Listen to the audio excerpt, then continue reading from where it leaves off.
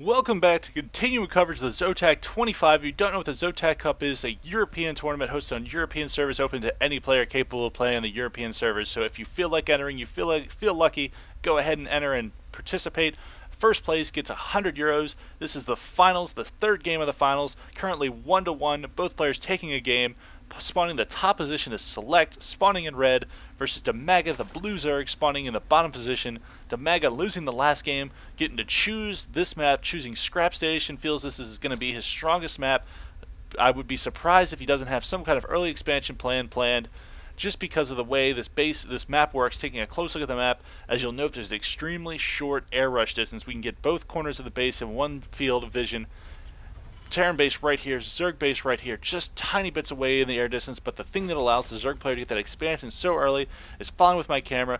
You have to go down, around, finally looping around this watchtower, coming up and around, and finally you're almost there. You're finally to your opponent's base. This long rush distance makes things like Reapers and Hellions not as useful as they could be on certain other maps, and mTwDIMAGA just going to get this extremely early scout information through this short air rush distance, pretty much everything you could want for a Zerg player, especially because in the mid to late game, either player can decide to knock down both of these rocks, allowing a new entrance into your opponent's base. As you'll follow with my camera, it's just a hop, skip, and a jump, and you're asking your asking your neighbor for a cup of sugar.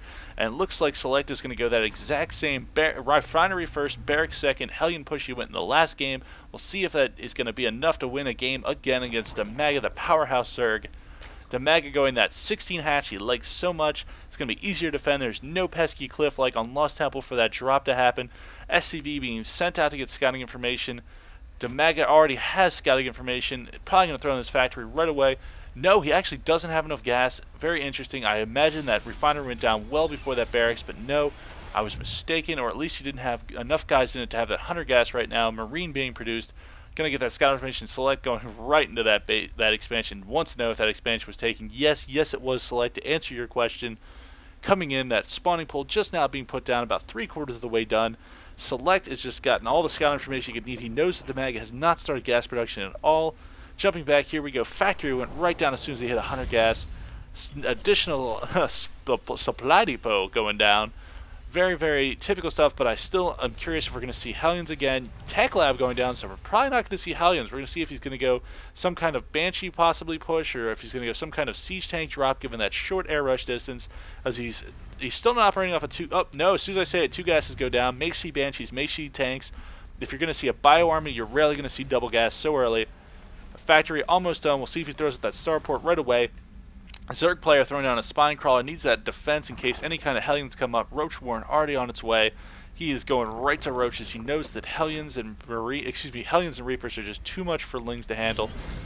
But no, he's not going. It looks like he's going to go Stim Pack. No, he's going 1 Hellion with Marines. He's not researching anything out of this tech lab yet. We'll be curious if he flips them off and goes for some kind of blue flame. Still hasn't decided to throw it on his starport at all yet. I'm surprised. I figured he'd be trying to get a quick drop in given the timings of his buildings, but I am wrong again. Hellion zapping that scouting Zergling. The Zergling at least knows there's Hellions on the mix. And look at that. He lifted up. I'm not quite sure if that was a juke to make him think he was going to flip him, or if that was something else, because he could have gotten out given that one supply depot there. And Reactor being thrown down. Stim, okay, he's going Marines with Stim, and Reactor Hellions. He's already got 1 Hellion on the field to do scouting. Nothing too exciting going on to mTwDIMAGA's base. He's going to have his Roaches on the field to deal with those Hellions extremely quickly. Hellion getting all that scouting for you. He's going to burn any drones, flash that HP tab, drone to yellow, but not doing any damage to not doing enough damage to kill any of them, I don't think. Almost getting that 1 drone, but he's going to get sniped by that Queen, I think. No, he gets away with his Hellion life. Going to retreat back to his base. Taking a look here, still hasn't moved on to layer production. Taking even a closer look, has finally started gas production up to 54. Did he get any kind of upgrade? He's working on Ling speed, adding on a 2nd gas right now. And finally now we got that starport going down. He's actually going Viking, not dropship. Again, just doesn't like me to be right. Hellion gets back with his life, probably going to be repaired up. Taking just one closer look here. What is this? We have another barrack. So he looks like he's going to be going some kind of land-heavy army, given the fact he's gone for this Stim Pack. I'd be very surprised to see something different. Hellion being added on 2 at a time. Queen spawning larva, not actually spreading his creep at all. This is interesting. Generally, you'll see a quick creep tumor against Terran players because you want that mobility advantage as soon as you can get it. And still has yet to transition to layer at all.